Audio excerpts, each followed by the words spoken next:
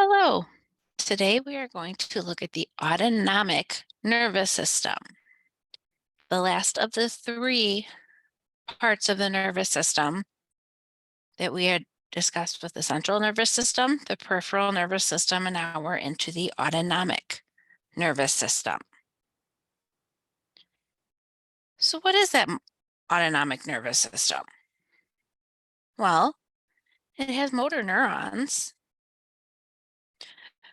just like the central nervous system and the peripheral nervous system. But the main difference is our autonomic nervous system goes to our smooth muscle. It's stuff we cannot control. Cardiac muscle, something else we cannot control. And our glands, we can't control our thyroid gland, our pituitary gland. We can't control that. So the autonomic nervous system works with stuff that we cannot control or involuntary.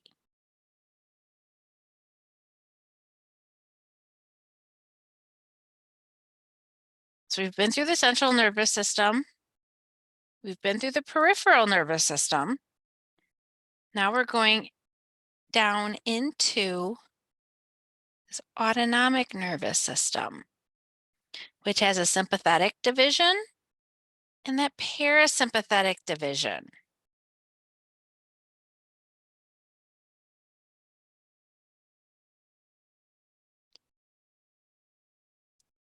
The autonomic nervous system versus that somatic nervous system.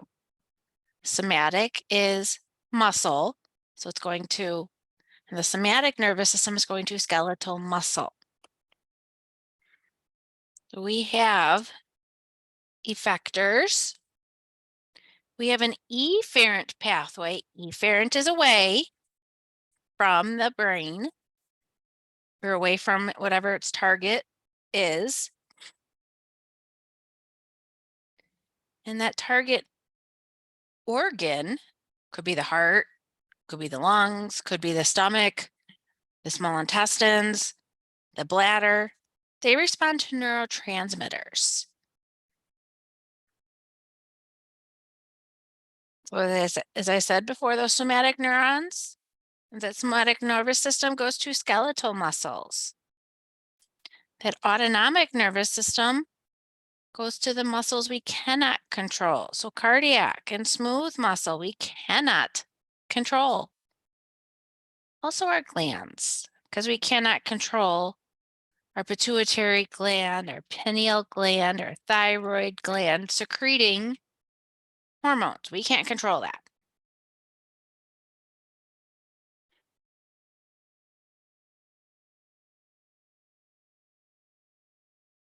So in that somatic nervous system, we talked about where the cell bodies are.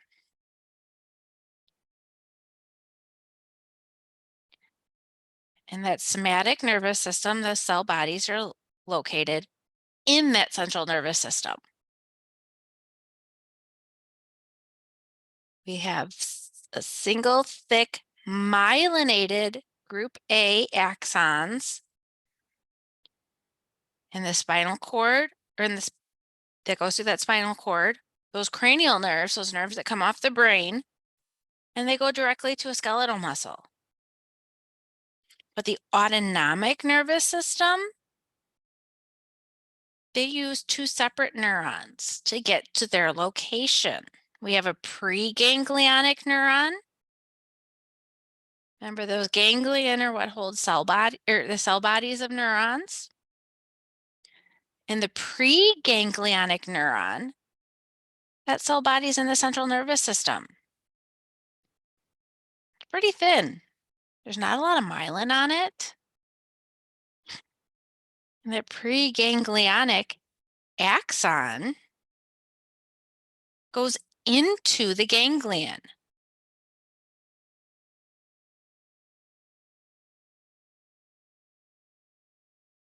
And we have postganglionic neurons. Postganglionic neurons, they're outside that central nervous system. So they're going to whatever effector organ their target is. So their cell body will synapse with the preganglionic axon in these autonomic ganglions.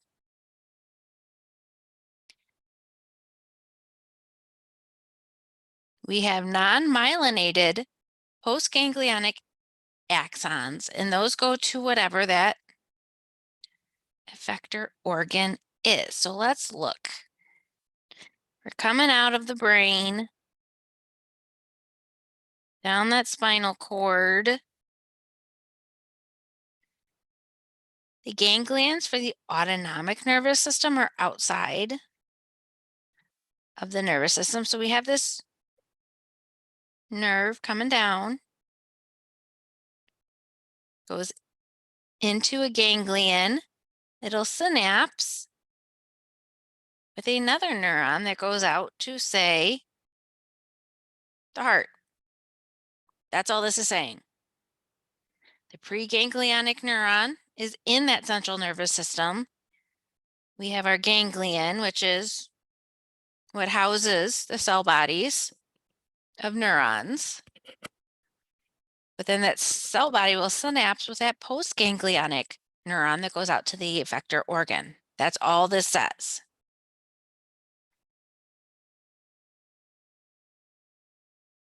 So our somatic or skeletal muscle, the neurons that go to our skeletal muscle, release that acetylcholine because they're trying to stimulate the muscles to contract, stimulate the muscles to do something. In our autonomic nervous system, those preganglionic fibers are also going to release acetylcholine. But those postganglionic fibers, they could release norepinephrine or acetylcholine at whatever that effector organ is. Because they're trying to do one of two things. They're either trying to stimulate that organ or smooth muscle, or they want to inhibit that smooth muscle or that organ from whatever activity it wants to do or it's trying to do. All of that is happening within our autonomic nervous system. So our brain, it regulates every little detail of every little thing in our body. Our brain's constantly working. So our brain is going to kind of regulate both centers, that autonomic nervous system and that somatic nervous system. It's going to control what your skeletal muscles do to move your body. It's going to control what your heart rate. It's going to control your breathing, how your digestive tract pushes things through. So our spinal nerves and our cranial nerves, we talked about our spinal nerves and cranial nerves having somatic or muscle motor fibers. They have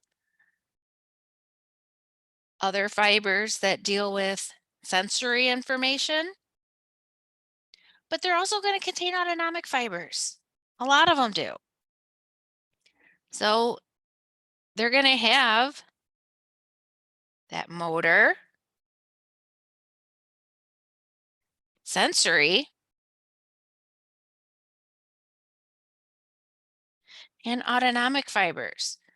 Because if you remember when we looked at a neuron, we have this neuron that disappeared. So there it is again. And this neuron has lots of different nerve fibers throughout. The entire thing is covered with nerve fibers. And these nerve fibers are going to be motor, sensory, and autonomic. So here's an example of how our neurons here utilizes those motor, those sensory, and those autonomic fibers coming out of that same neuron. Say you're exercising. You go for a walk, you go for a run, you ride a bike, whatever it is. When you're exercising, you need more oxygen and glucose going to your muscles. But how do we get more oxygen and glucose to our muscles? Well, that autonomic nervous system is going to speed your heart rate up. So it's going to get blood pumping faster to different areas. It's also going to open up more airways so you can breathe more to get more oxygen in. So that's how these all kind of work together. As you're exercising, you're using your skeletal muscles. Your skeletal muscles are like, I need more oxygen. Well, those autonomic fibers are going to send information to go speed up the heart rate, get more blood to the area, to get more oxygen to the area. It's going to open up airways to get more oxygen coming into the body, into the blood. So the blood that goes to those muscles have more oxygen to release out for the working muscles. So here is some of the differences in the neurons here. We have our somatic motor neuron. You see lots of myelination by those oligodendrocytes.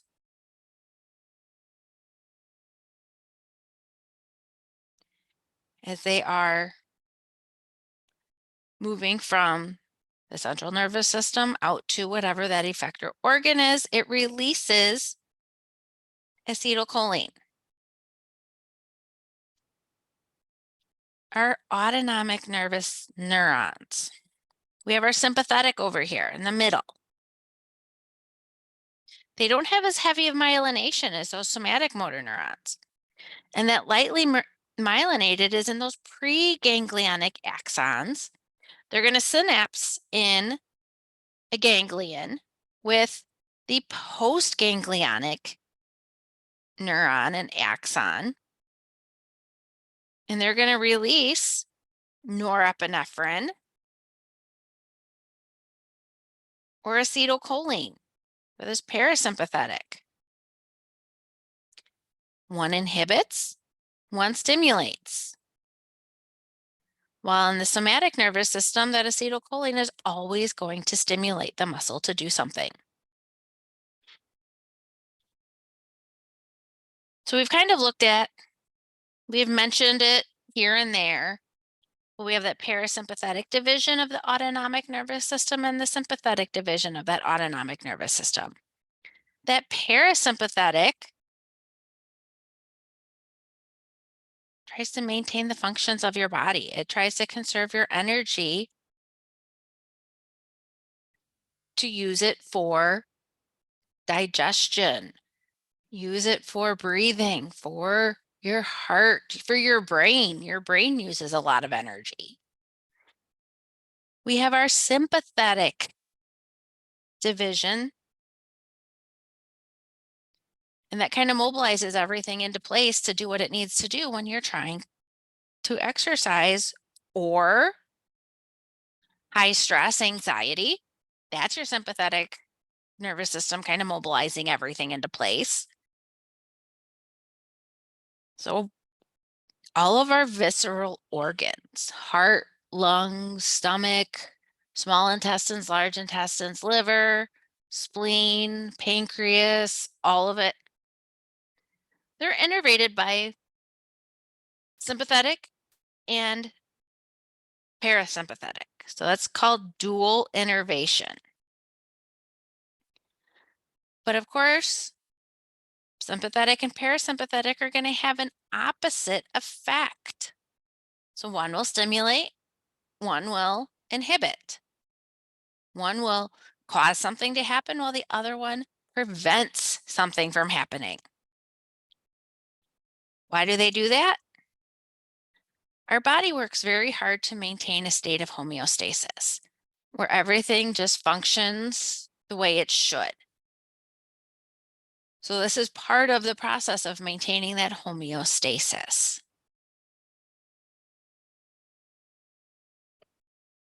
When we're in that parasympathetic state, it is known as that rest and digest system. When we're rest and digest,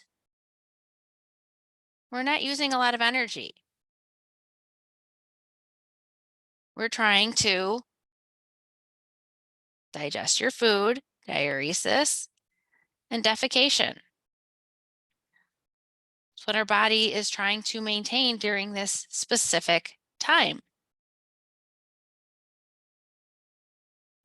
So after you go eat a big meal, Thanksgiving's usually a pretty good example of that because you eat a really big meal, then you go sit down and just kind of relax.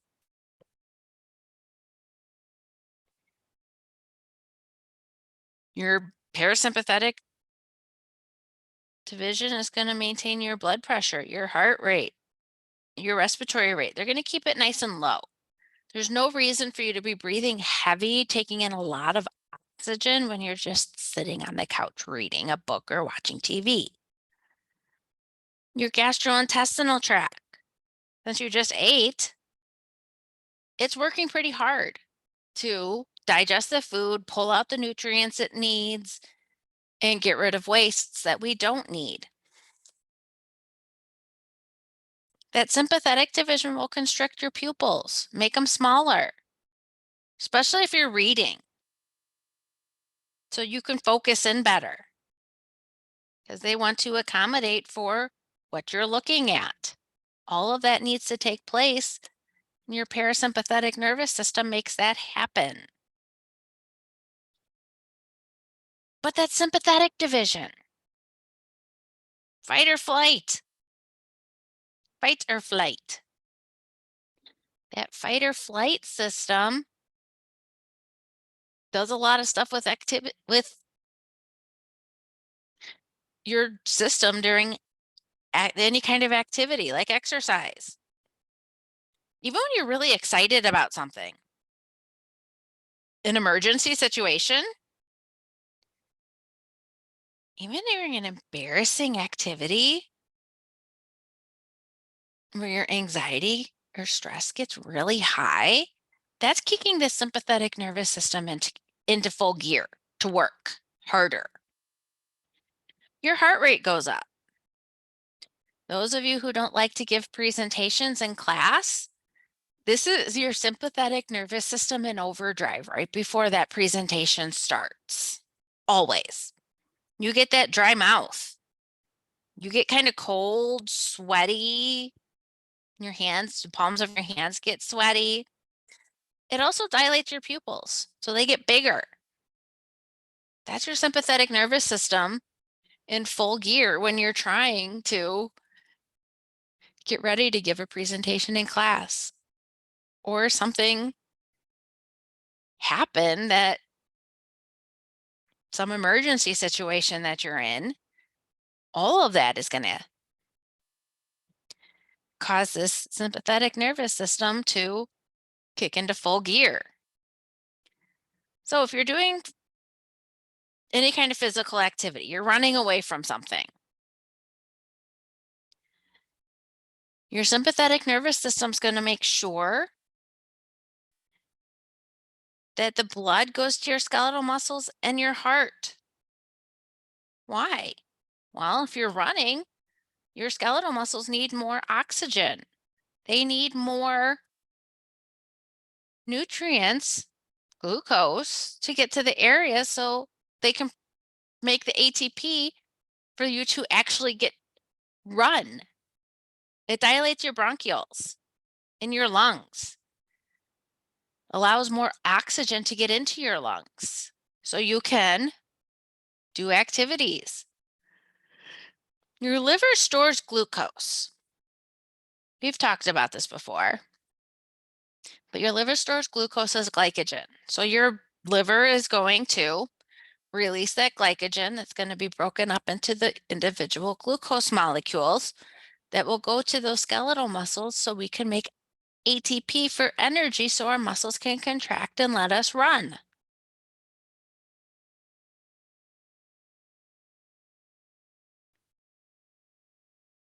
So our parasympathetic and our sympathetic nervous system, the neurons come from different places. Your parasympathetic rest and digest fibers, they are considered craniosacral because they come from the brain, and that sacral region of the spinal cord. So the nerves that come out at the sacrum, that is parasympathetic fibers. While those sympathetic fibers that fight or flight, they're called the thoracolumbar region because they come from the thoracic spine, they come out, and that lumbar spine. That is where you will find the sympathetic fibers of the autonomic nervous system.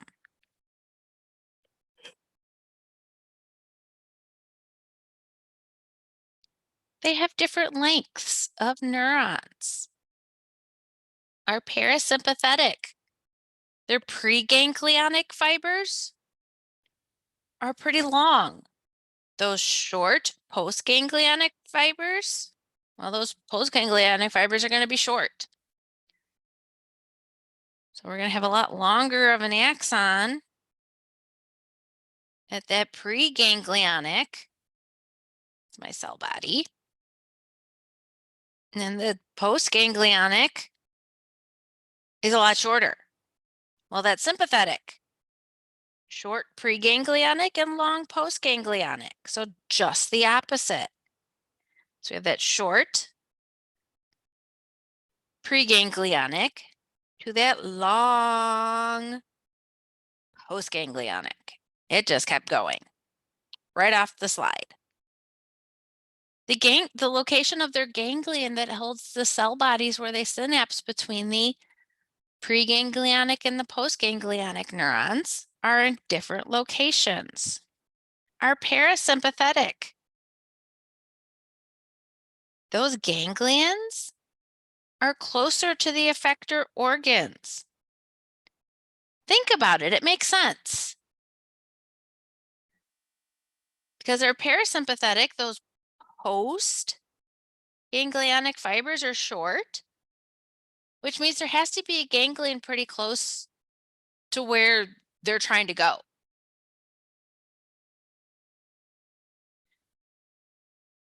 But those sympathetic ganglion, they're pretty close to that spinal cord, which makes sense. Because our post-ganglionic fibers have to be long so they can synapse closer to that spinal cord. So here is the different examples. We have the parasympathetic.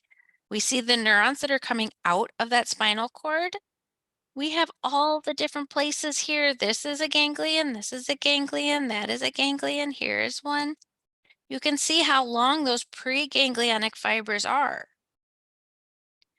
But in the sympathetic, these ganglion are right outside that spinal column, technically. We'll look at exactly where they're at. And their postganglionic fibers are a lot longer because they're synapsing at that spinal cord.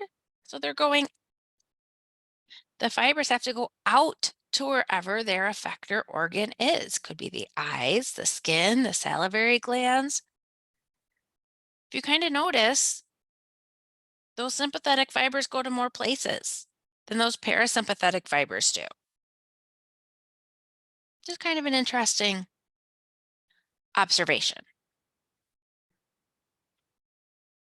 So here is a table directly from your book with the different characteristics. Like where they're located, where the ganglia are, their preganglionic and postganglionic fibers, branching. how much they branch. Those sympathetic fibers branch a lot. Those parasympathetic is that rest and digest. Well, the fight and flight are those sympathetic fibers. Parasympathetic releases acetylcholine. Sympathetic releases norepinephrine. So let's look at our parasympathetic division, or that craniosacral division of that autonomic nervous system.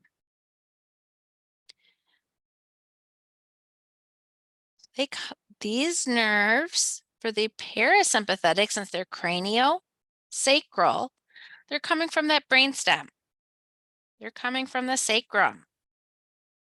Or they're coming from that spinal cord directly. Their preganglionic fibers are long, and they go almost all the way to their target organ before they synapse at their terminal ganglia that is close to that target organ they're trying to reach. Those postganglionic fibers are going to be short because they're going from that terminal ganglia to their effector organ. So here it is in a picture form. Those fibers are going to originate at the brainstem or that sacral spinal cord. Preganglionic are long, postganglionic are short. Those terminal ganglia are within or near those visceral organs. The cranial part of the parasympathetic division. Well, their cell bodies are actually right in that brain stem.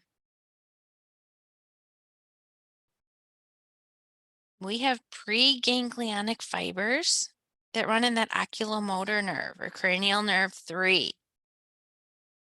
That cranial nerve 3, remember, it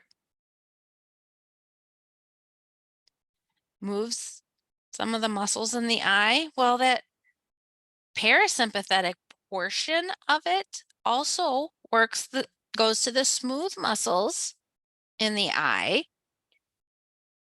It's going to cause your pupil to constrict and your lens to bulge so you can focus in on things. We have cell bodies in that ciliary ganglion, and that is within the orbit of the eyes for oculomotor nerve 3. Facial nerve. Facial nerve also has parasympathetic fibers. Because facial nerve goes to most of the muscles that move the face. Well, they also go to the glands.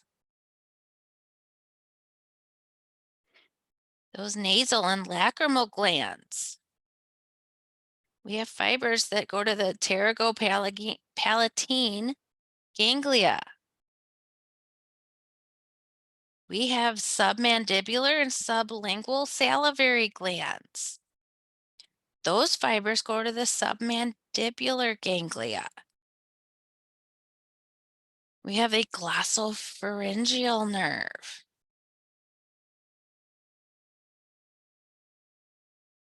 That goes to that parotid salivary gland. Here's the interesting thing. Glossopharyngeal nerves, the parasympathetic portion they synapse in that optic ganglia for the eye. And interesting, because then it goes to that salivary gland that's in the posterior portion of your cheek. What about vagus nerve? We talked about what vagus nerve did when we looked at the cranial nerves. Well, let's look at how it works with the parasympathetic portion of this nerve. So when that vagus nerve, almost 90% of the preganglionic parasympathetic fibers are in the vagus nerve. That's a lot. Because this vagus nerve is going to go to the thoracic and the abdominal viscera, heart, lungs, stomach, small intestines, large intestines, pancreas, spleen, you name it. The vagus nerve goes to it and innervates it. These preganglionic fibers, they synapse in terminal ganglia that are in the walls of the target organs. So in the walls of the heart, the walls of the lungs, the walls of the stomach. We have a cardiac plexus. So cardiac, heart. Parasympathetic is that rest and digest. So it will slow the heart rate. We don't need an accelerated heart rate when we're sitting on the couch watching TV or reading a book. We have a pulmonary plexus. Pulmonary is for your lungs.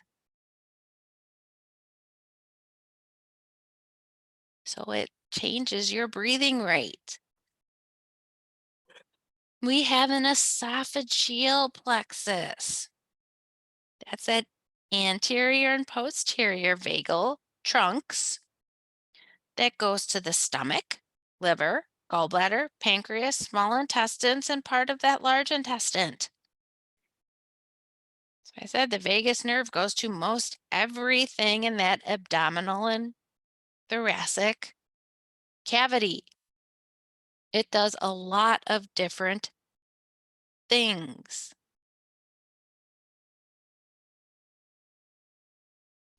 So we talked about how it's craniosacral for the parasympathetic. Well, those cranial portion will go to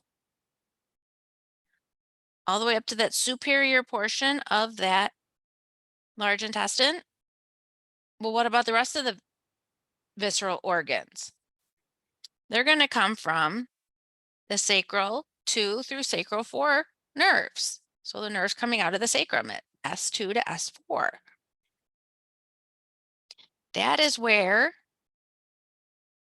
we get the pelvic organs, bladder, reproductive type organs. And that distal portion of the large intestine is going to come off of the sacral portion of the parasympathetic division of the autonomic nervous system.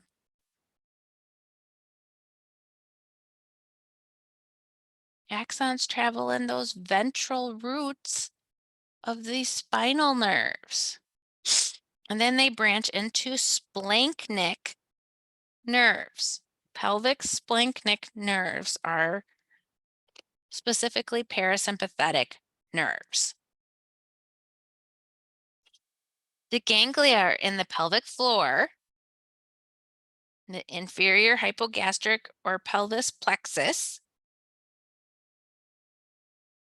We also have ganglia in the distal half of the large intestine, urinary bladder, ureters, and different reproductive organs.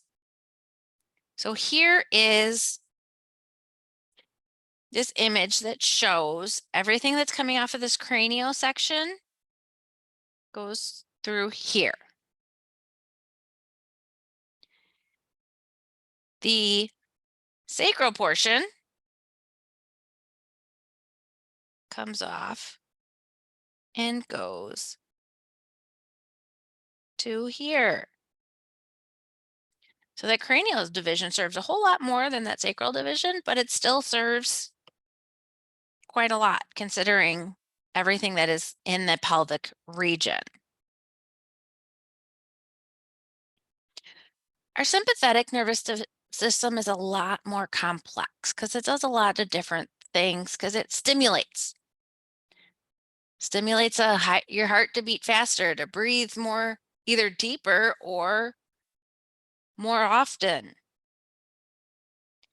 And as I pointed out in the pictures, it goes to more organs than that parasympathetic. Because some stuff is only innervated by that sympathetic nervous system. Like our sweat glands.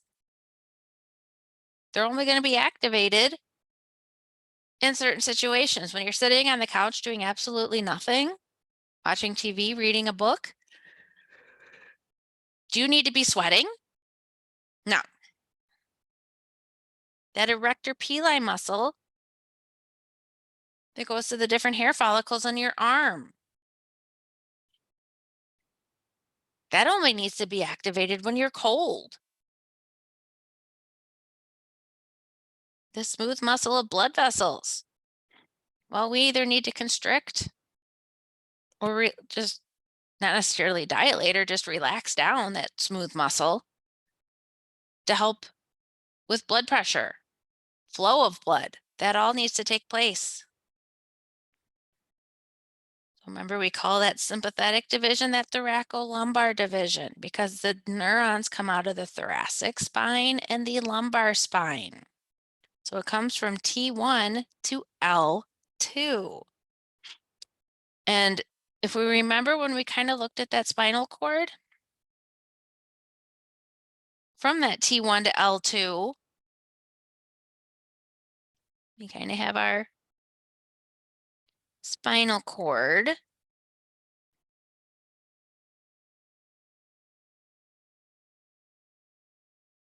And we had what looks kind of like a butterfly in the middle, but we have this little lateral horn.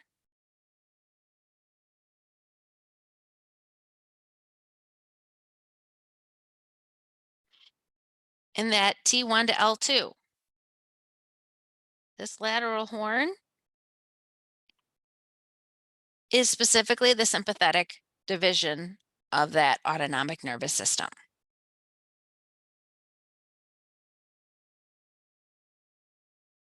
So again, fibers only come from the thoracic and the lumbar spine. They're preganglionic or short. So when they come out of that spinal cord, they're short. They hit a ganglion just outside that spinal column, those vertebrae. They're postganglionic or long. So once they hit that synapse, they go off to their effector or target organ. So as I said, those ganglia are close. This sympathetic nervous system, they're preganglionic fibers. When they come out of that spinal cord, they first go through white rami communicants. Those white rami communicants actually go into the sympathetic ganglia before they come out. This is what I wanted to look at. So we have these white rami communicants. This portion here, this is the spinal nerve coming out. We have these white rami communicants here that come off of that spinal nerve, go to this autonomic ganglia, or that sympathetic trunk ganglia, before it goes off. These are the splanchnic nerves that come out of here, come out of that ganglia, and they travel down wherever their target is. This is where sympathetic is different. There is these ganglia, there's one ganglia per level of that spinal cord between the thoracic T1 and L2, and it's bilateral. So there's one on each side of the spinal column.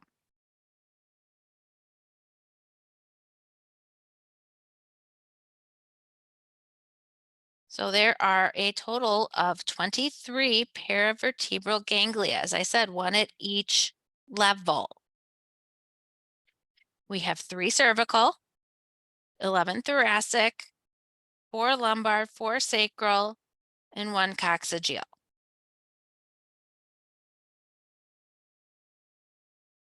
That's how many paravertebral ganglia, which are these that I colored in pink. These are those paravertebral ganglia, because they're on both sides of the spinal column. So these neurons that come out of the spinal nerve goes through that white rami communicans. They synapse in that ganglia. On that. They're either going to ascend or descend. And they may desynapse in another trunk ganglion, or they may synapse in a collateral ganglion. They could emerge through the trunk without synapsing, and then they synapse outside of the trunk in a collateral ganglia. That's only in the abdomen and the pelvis. But majority of these nerves come out through this white rami communicans, synapse in this ganglia, and go off to wherever they need to go.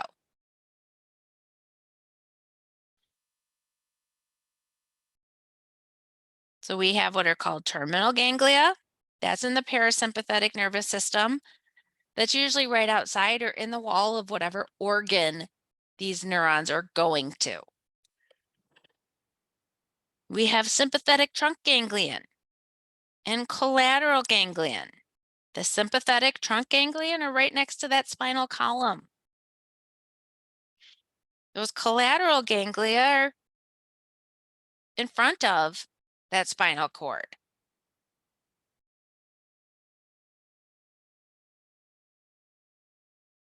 So we also had in that picture above, we have gray rami communicants. We noticed the white, there was also that gray right there. Well, those postganglionic axons will go to the ventral rami, which are the nerves coming out through those gray rami communicants. So not only will they travel off into those splanchnic nerves, they will go back into that spinal nerve. Those gray rami communicants, they're non-myelinated postganglionic fibers. The white rami communicants are sympathetic neurons only, but white and gray communicants contain sympathetic neurons only. So white and gray are for communicants are for the sympathetic nervous system only. They're a way for these neurons to get to where they need to go in different places throughout the body. So they go to your sweat glands. There's what allow you to sweat when you're hot, when you're nervous, anxiety. Those are rector pili muscles. Allows your hair to stand on end when you're cold.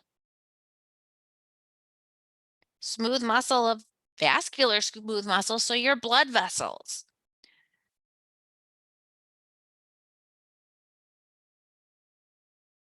And they go through pathways to the head and the thorax. So here is all of this. We have, this is a much better picture showing that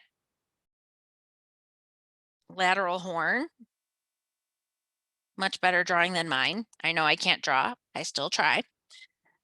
But the neurons come out, they go through that ventral root, they'll go to the white rami communicants, synapse in this sympathetic ganglion, they'll come back out the gray rami communicants and go back out with that nerve.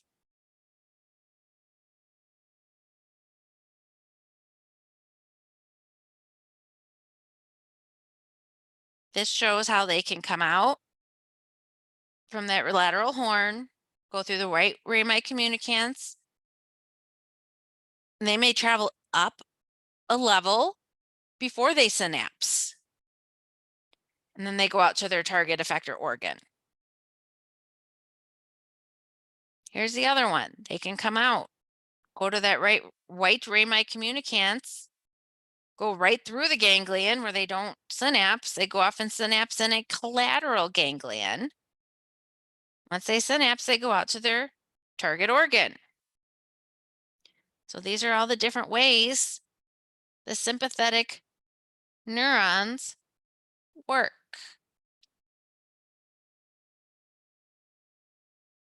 So our sympathetic neurons that come specifically from T1 to T4.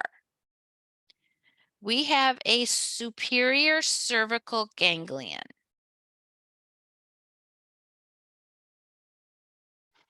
They're going to come out and they're going to synapse at that superior cervical ganglion. Because then they need to go up into the head or down to the heart.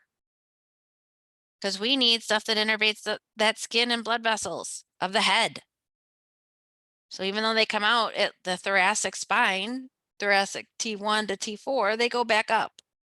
They're going up to that skin on the top of your head. They're going to help dilate the muscles of the iris, make it bigger. They may inhibit your nasal and salivary glands depending on what activities are going on that causes that sympathetic ganglion, those sympathetic neurons to be activated. They could also innervate smooth muscle of your eyelids, or they can branch down to your heart. They go lots of different places. What about those thoracic? Well, neurons that come out of T1 to T6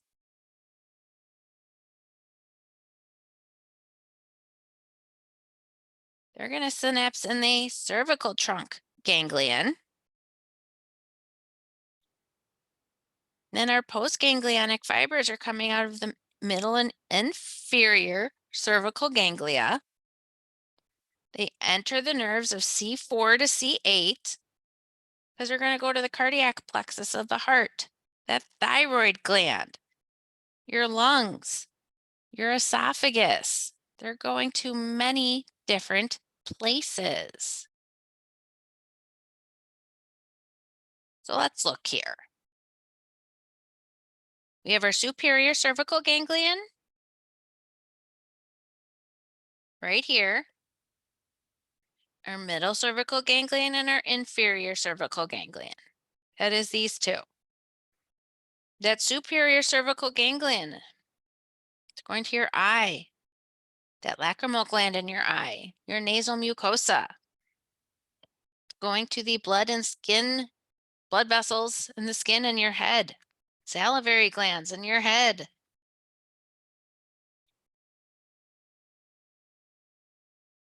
That middle and inferior, even some of the superior are going to the heart. They could be going to the lungs. You're going to go through this cardiac and pulmonary plexus. Then you notice the rest of them that come out go through splanchnic nerves,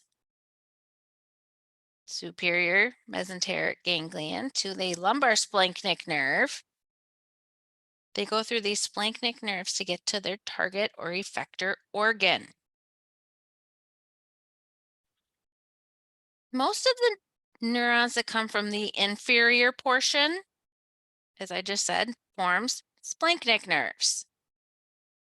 We have a greater, lesser, and a least splanchnic nerve. We have a lumbar splanchnic nerve and we have a sacral splanchnic nerve. So we have different splanchnic nerves that go to many different places. Because our splanchnic nerves go to, as I just said, many different organs.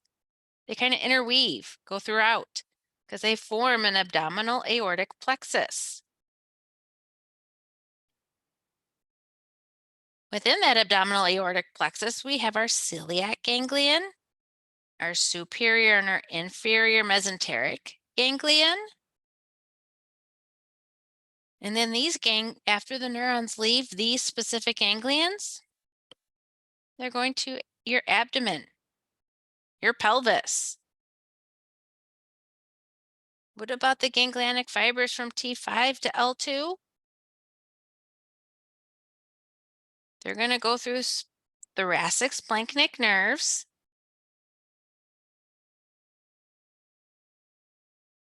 They go through the celiac and the superior mesenteric ganglion, and they're going to your stomach, intestines, liver, spleen, and kidneys. They're going to many different places to help your body function efficiently, or the way it should. How about T10 to L2? They travel to the lumbar and sacral ganglia. Once they synapse, they're going to become the lumbar and sacral splanchnic nerves. Some are going to go to the plexuses and go to collateral ganglion, but they go to large intestine, urinary bladder, reproductive organs. They tend to inhibit activity of muscles and glands in the abdominal, pelvic, visceral organs. That is the role of these sympathetic neurons coming out from T10 to L2. So here's that same picture showing our lumbar splanchnic nerve, how that lumbar splanchnic nerve actually goes to the inferior mesenteric ganglion. And then some of the sacral splanchnic nerves come out and they go to the reproductive organs in the bladder.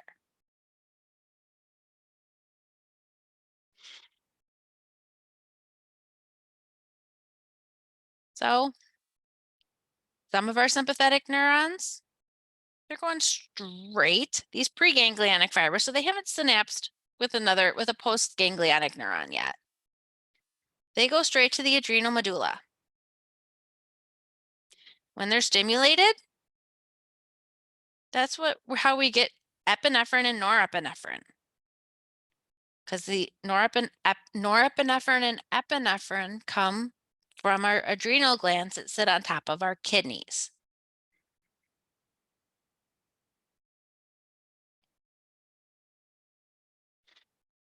Why?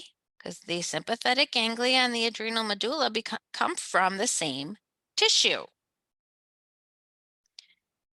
It is thought that adrenal medulla is some kind of misplaced sympathetic ganglion, because neurons don't synapse before they go to that sympathetic ganglion.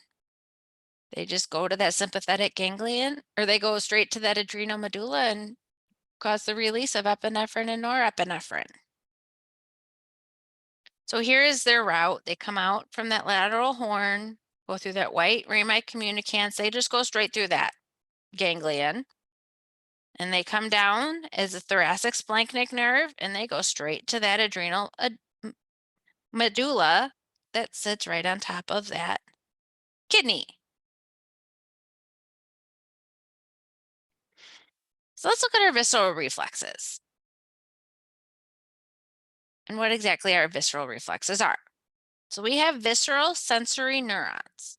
This is still part of that autonomic nervous system. But these visceral sensory neurons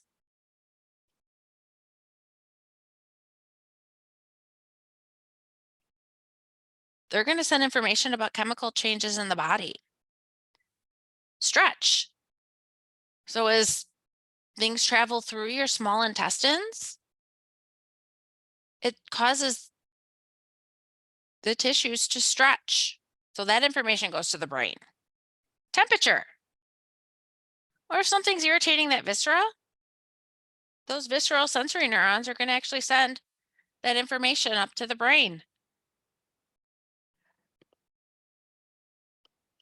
They're free nerve endings. So they're neurons that have nothing attached to them at the end. Visceral sensory neurons, of course, their cell bodies are in that dorsal root ganglia, just like are sensory neurons that go to our skin that allow us to feel touch, temperature, pain. But they also are in the sensory ganglia of the cranial nerves.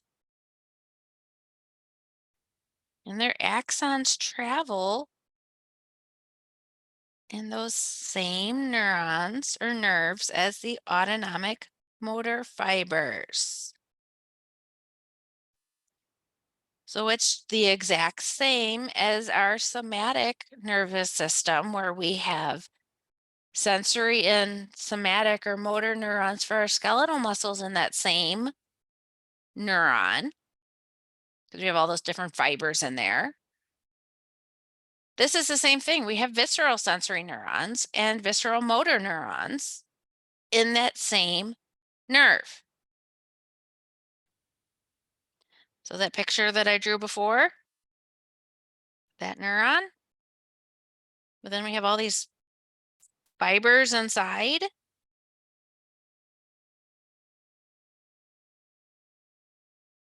Some of these are motor, some of these are sensory. They're just different fibers, all contained within that same nerve. Because those visceral sensory neurons, they need to monitor the conditions of the organs that are serviced by that autonomic nervous system nerves. They converge on the same second order sensory neurons from that somatic sensory neuron. And this is where that idea of referred pain comes into play. We mentioned it a little bit before. Here it is again. Because we have a sensory neuron coming from the skin over your left shoulder. That visceral sensory neuron that's coming from the heart is going to the exact same place. And that's why you're in a heart attack, you may feel it can be felt in the left shoulder.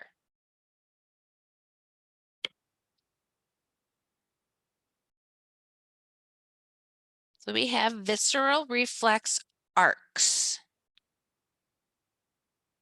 It's the same as those somatic reflex arcs. We have whatever receptor. We have that goes to that sensory neuron, goes to the integration center in that spinal cord, up to the brain.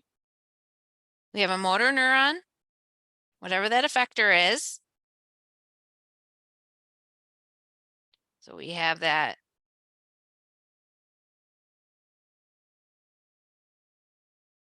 receptor,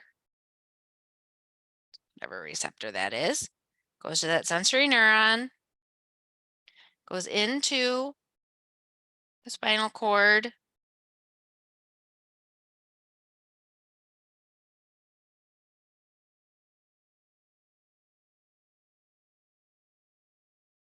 hits another neuron,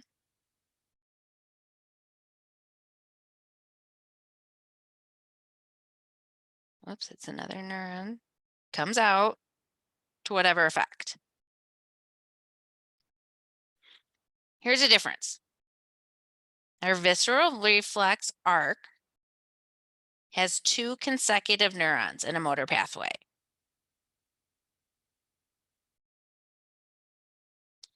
Afferent fibers, so what's going in,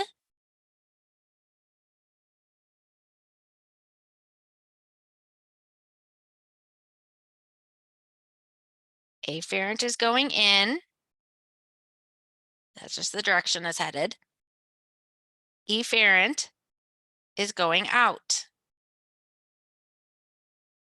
So instead of that receptor being somewhere in our skin for touch or temperature, it's coming from an organ.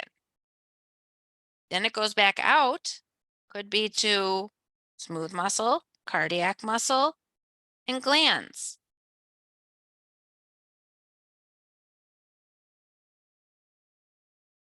Here's an example we can all relate to. We have reflexes that tell us to empty our rectum, empty our bladder.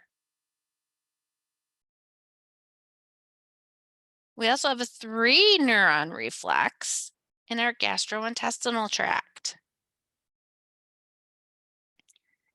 This is where enteric nervous system, which is in our stomach, that has a sensory neuron, interneuron, and a motor neuron. It's kind of what I drew. The sensory receptors out here, they go into this visceral sensory neuron. The bodies are in that dorsal root ganglion, just like our somatic sensory neurons. They come in, they synapse at that lateral horn. They're going to come out. They go through the white rami communicants, synapse in that autonomic ganglion, go out the gray rami communicants, and they go out to whatever effector organ it is and whatever response.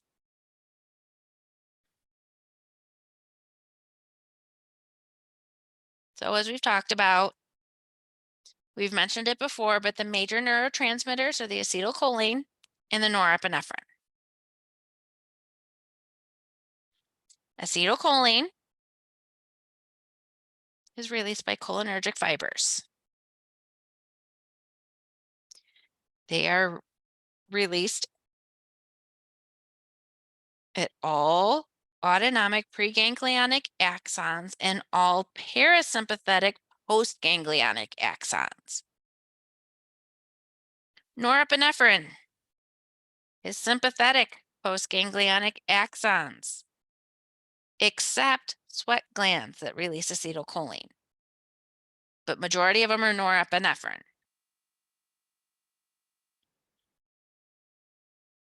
And it depends on if it's cholinergic or adrenergic receptors.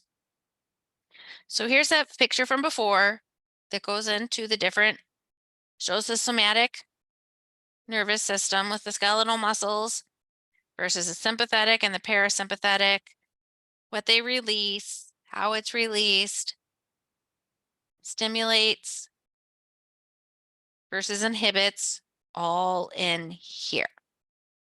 So let's look at our different kinds of receptors. We have a nicotinic receptor and a muscarinic receptor.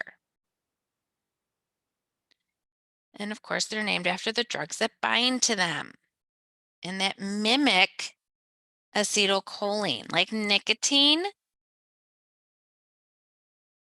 and muscarine, which is from mushrooms.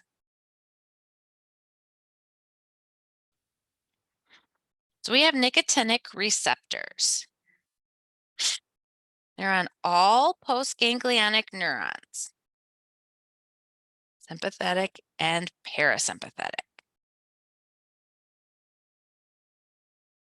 They're found on hormone-producing cells in the adrenal medulla. Nicotinic receptors are found in the sarcolemma of skeletal muscles at the neuromuscular junction.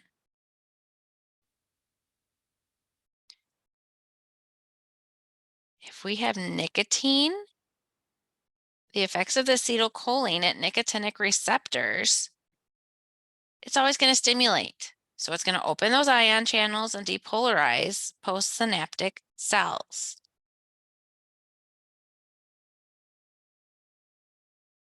So you have that neuron that's coming in. We have whatever that effector organ is or whatever. We have these nicotinic receptors.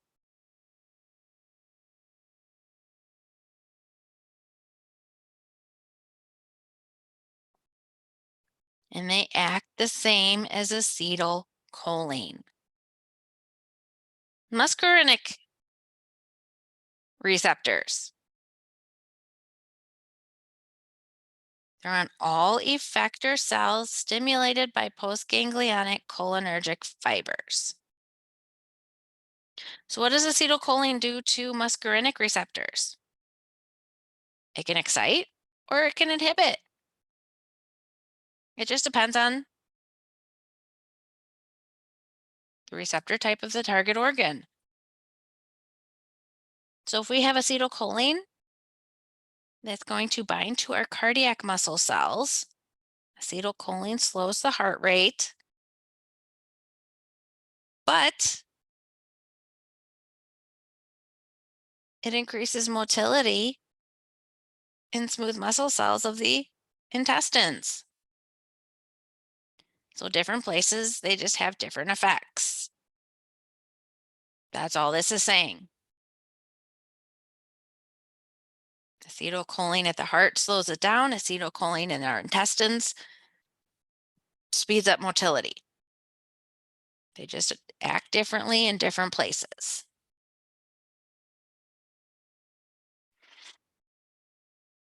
So we have different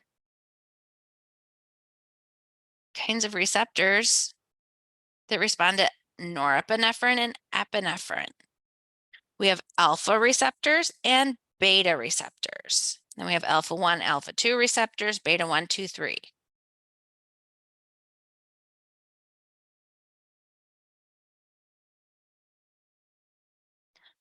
And again, it just depends on that target organ. Like norepinephrine will bind to cardiac muscle beta 1 receptors that will increase your heart rate. Epinephrine causes bronchial relaxation when bound to beta 2 receptors. So again, norepinephrine and epinephrine, just depending on where they bind, they have different effects, stimulatory versus inhibitory. That is all this says. So here's the chart from your book on that with acetylcholine. We have nicotinic versus muscarinic, whether it excites in some places, inhibits in others, versus the different with norepinephrine and epinephrine. May increase the heart rate. It could inhibit. Stimulates lipolysis, so the breakdown of fat cells on beta 3 receptors. That's nice. It could constrict blood vessels. Inhibits insulin. Dilates pupils. So different places does many different things. That's the main point of these slides here. Okay. How do different drugs affect? Let's look. Nicotinic agents. Well, nicotinic agents like nicotine it raises your blood pressure.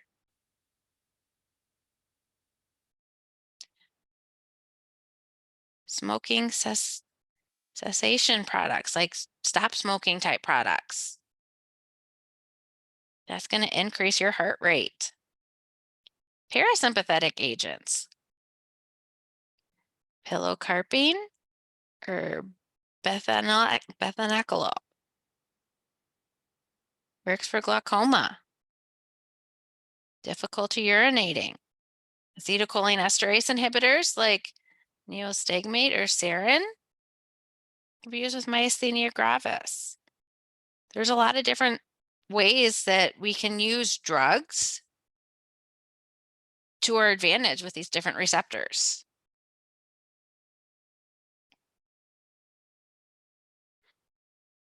So as we've looked at pictures before, most of our visceral organs have dual innervation, so sympathetic and parasympathetic. There's a few places that have just one, but most have both.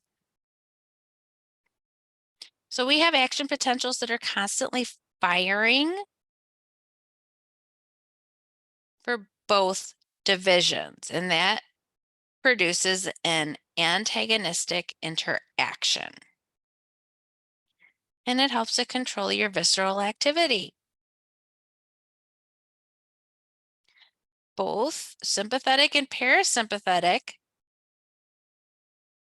are always partially active.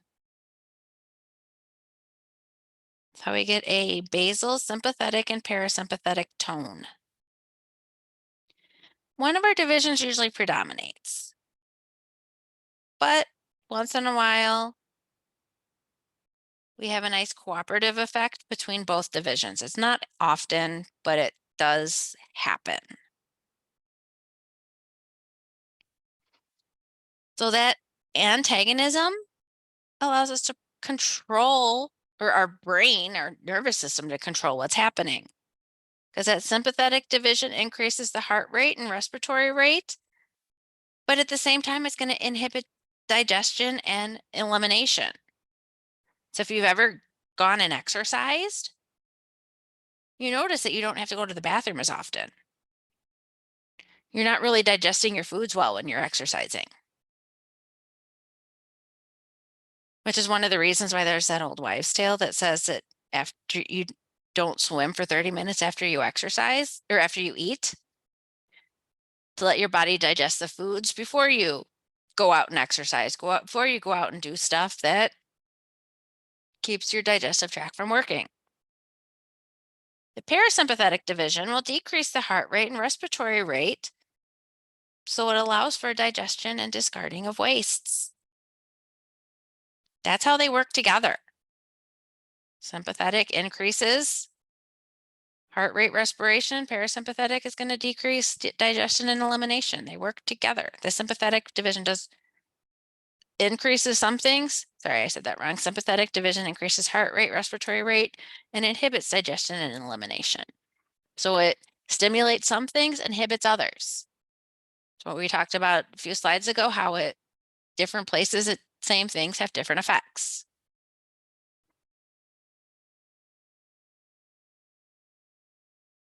Almost all of our blood vessels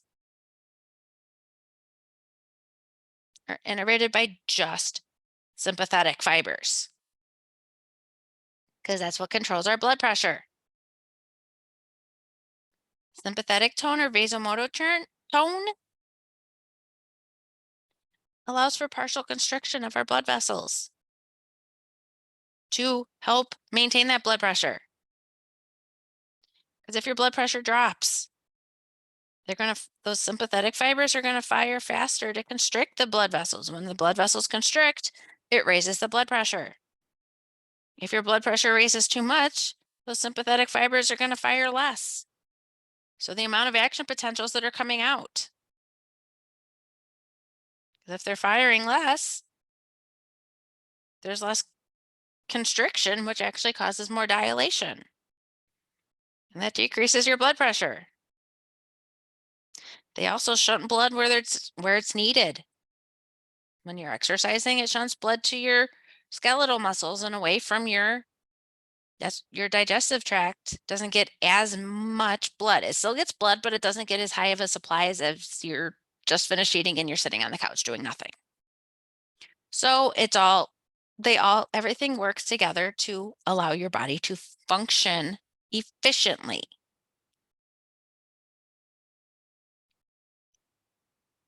Your parasympathetic division is usually dominant in the heart, the smooth muscle of the digestive tract, urinary tract organs.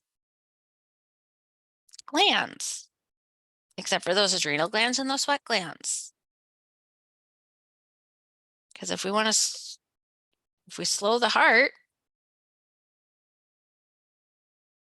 allows for normal activity of the digestive and the urinary tract. We have parasympathetic tone, where things are slightly activated. Think about skeletal muscle tone. Those muscles are they're receiving action potentials to hold a partial contraction.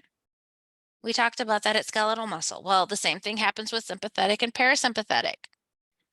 Some of these are at a partial tone, so they're holding a partial contraction to allow this stuff to happen. The difference with that parasympathetic is that sympathetic can come in and override. When you're very stressed out, when your body's under a lot of stress for whatever reason. We also have different drugs that can block the parasympathetic response and increase the heart rate, which and cause fecal and urinary retention. Because that sympathetic causes that fecal and urinary retention. Parasympathetic allows the release of fecal and urinary system.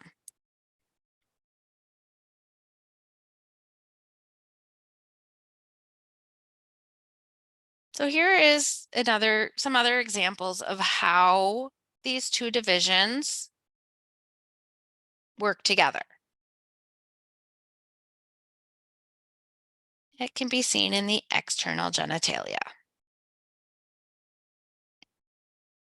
So that parasympathetic division is what actually causes the vasodilation of the blood vessels.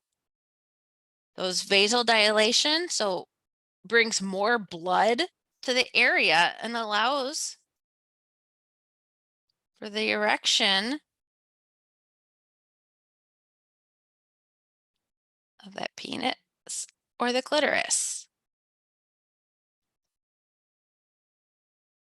The sympathetic fibers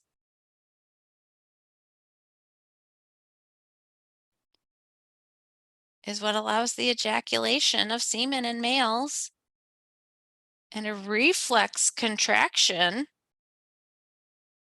of the female's vagina during an orgasm. So they work together to cause an effect. So how does the sympathetic nervous system work with just its specific places that has no parasympathetic fibers? Well, they go to that adrenal medulla we've talked about. We've talked about how it goes to the sweat glands, the erector pili muscles, the kidneys, almost all of the blood vessels. They're only sympathetic. So they have a thermoregulatory response to heat because thermoregulatory deals with body temperature. So when your body temperature rises, your blood vessels in your skin are going to dilate. And so those blood vessels that are closer to the surface of your skin release heat by dilating. And that's what causes your skin to turn red. It also activates sweat glands. What happens when your body temperature gets too low? Well, those blood vessels are going to constrict. They're going to get smaller, so not as much blood flow is going to that skin, which can cause your skin to look more pale in the cold weather.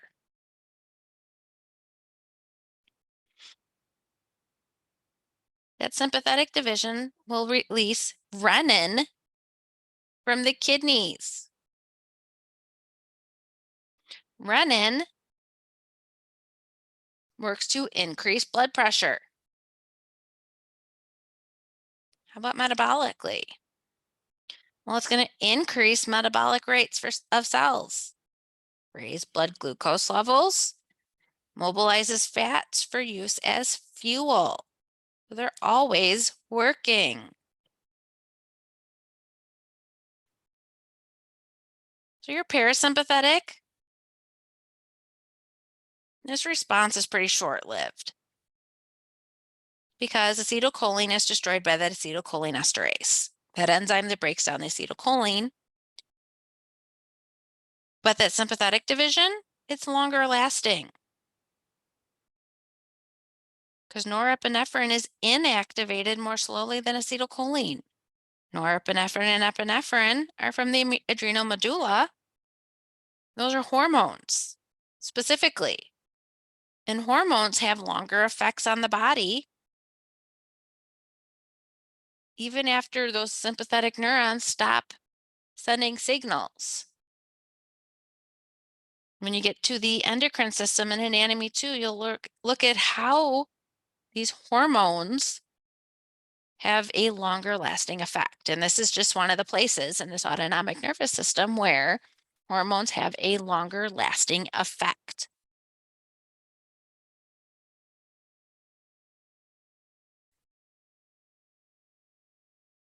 So here's all the different places that sympathetic and parasympathetic and or sympathetic neurons go, and how they're affected, or if there's no effect because there's no innervation.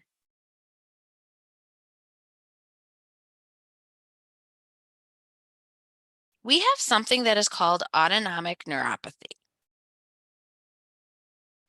That is where we have damage to the autonomic nerves, and it's usually a complication of diabetes. It can cause sexual dysfunction, dizziness after standing suddenly, so you can't control your blood pressure. Blood pressure can't regulate itself, urinary incontinence. Your pupils don't respond to light quickly. Usually they should respond pretty quickly when you're going from dark to light or light to dark. You don't sweat.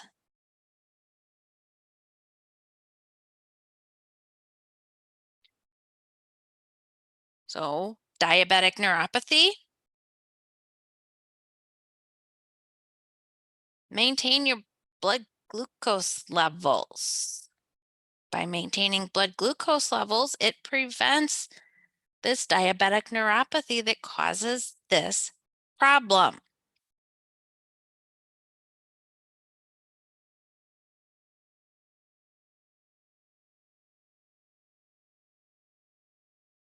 So just like our somatic motor nervous system or autonomic nervous system is under control of that central nervous system, because everything, of course, goes to the brain. Well, we have the brainstem and the spinal cord, the hypothalamus and the cerebral cortex are the main places that deal with the autonomic nervous system. That hypothalamus is an integrative center. So information comes in and then it sends it out to wherever it needs to go in the brain. And of course, if we're going to modify activity, it's done subconsciously. We don't know that our brain is, say, telling our intestines to digest food faster versus slower. We don't know our urinary bladder is retaining urine versus we do know when our urinary bladder tells us it's time to go to the bathroom. So it all just depends. But it works through that limbic system.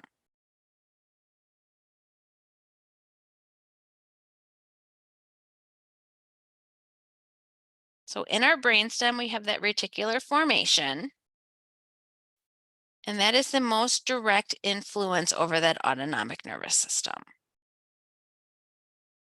In the medulla, the centers that regulate the heart rate, blood vessel diameter, gastrointestinal activities, that's all in that medulla.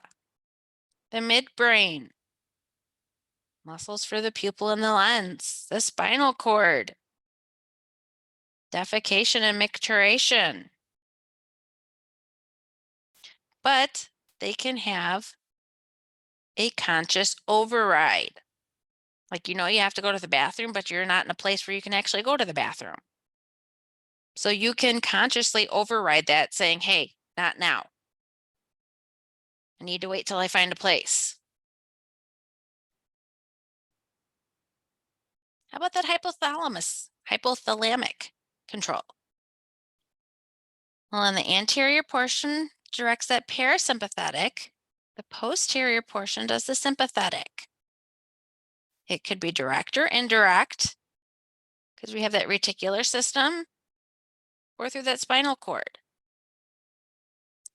The hypothalamus is going to help with heart activity, blood pressure, temperature of the body, water balance, and endocrine activity. So those hormone releases. It also has those emotional responses: rage, fear, pleasure, and that is through that limbic system, which can signal that hypothalamus to activate that sympathetic or fight or flight system. How about our cortex? Well, from our hypothalamus, you can go to the limbic area that allows cortical influence on that autonomic nervous system. It can help to provide a biofeedback, which gives us some awareness of that physiological condition.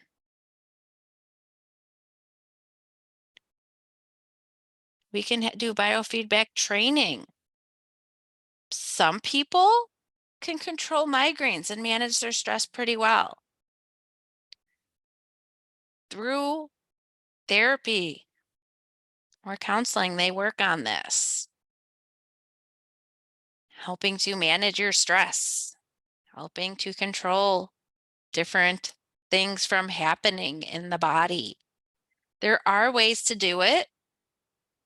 It just takes work, takes training. You can't train yourself to run a marathon in a day. You can't train yourself to even run a 5K in a day. So you have to train yourself. It takes time to get there. So here's the different places in the brain that control different parts of this autonomic nervous system. That hypothalamus is the boss.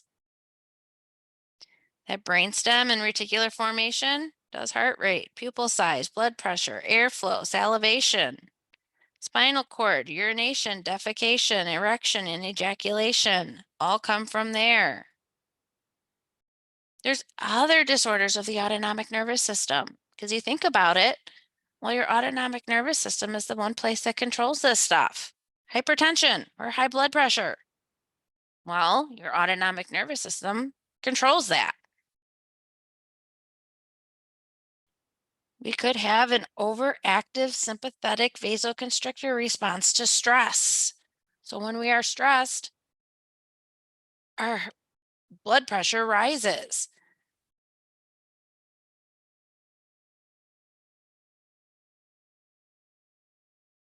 So if our blood pressure rises, our heart works harder, which causes the walls of the arteries to increase wear and tear. So we can use adrenergic receptor blocking drugs. Raynaud's disease. It's not always painful. I get Raynaud's. It's not painful, but it's an exaggerated vasoconstriction of arteries in the fingers and toes. It's more of a numbing type of sensation because there's no blood to the area, so the nerves aren't really working, so you cannot feel. It's just, things just feel numb. So your fingers turn pale. They may turn cyanotic or blue. They're treated with vasodilators. There's some different drugs that work as vasodilators. One vasodilator that most people think of, Viagra. Yes, Viagra is used to treat Raynaud's because it's a vasodilator. So it prevents those blood vessels from constricting in your fingers and your toes and allowing blood to continuously flow to the area. There's also different vitamins or over-the-counter type things that work for some people, but they don't work for others. We have autonomic dysreflexia. This can be life-threatening. because it can cause uncontrolled activation of autonomic neurons in quadriplegics in people with spinal cord injuries above the T6 area because their blood pressure is going to skyrocket. Your blood pressure goes up really high, it gives you a higher risk for strokes. So here's Raynaud's.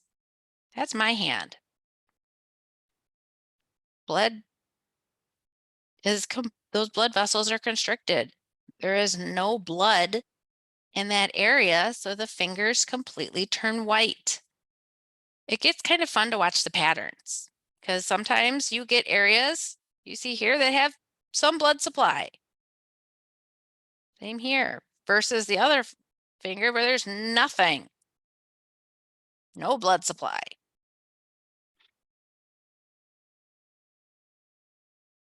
So how does our nervous system develop? That autonomic nervous system, we have those preganglionic neurons.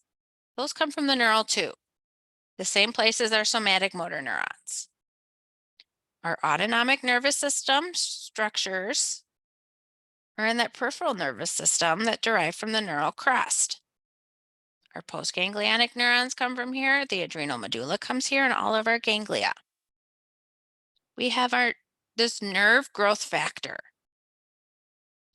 That is what allows the axons of the nerves to grow longer to get to their target organs. When we're young, our autonomic nervous system can have impairments that could be due to some form of an injury. And as we get older, our autonomic nervous system isn't as efficient, so it's going to decline. And that's because of structural changes at preganglionic axon terminals. That's what can cause constipation as we get older, dry eyes, eye infections, orthostatic hypotension, which is low blood pressure. So if you go from sitting or laying down to sitting or sitting to standing too quickly, you get really dizzy because your blood pressure goes down. Because that cardiovascular center fails to maintain a normal blood pressure. Orthostatic hypotension is not fun. And it's hard to diagnose because you pretty much have to, you take blood pressure of somebody laying down, you keep the blood pressure cuff on, you have them stand up quickly, and you take their blood pressure again right away, right after they go from sitting to standing, because it does regulate out. It just takes a little bit longer, so you have to be able to catch it when that person is really dizzy and feel like they're about to fall over, but you're trying to get their blood pressure at the same time. It's not the easiest thing to try to actually catch. So that is it on our autonomic nervous system. Thank you very much and have a wonderful day. Bye.